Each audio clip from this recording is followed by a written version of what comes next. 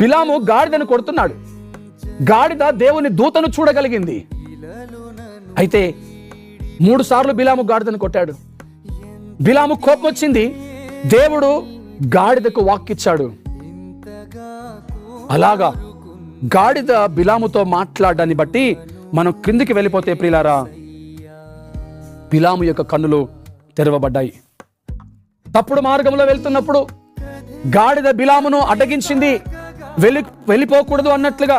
ఇదిగో ప్రియులారా, ఈ మాటను మనము చూసినట్లయితే బిలాము తన యొక్క ఆలోచనలు మార్చుకునే విషయంలో, పాపములో పడిపోతున్నటువంటి కారణాన్ని బట్టి తన ఆలోచనలు మార్చుకునే విషయంలో బిలాము ప్రయాసపడ్డట్టుగా ఈ వాక్యాల్లో, ఈ వచనాల్లో మనము చూడగలుగుతున్నాం.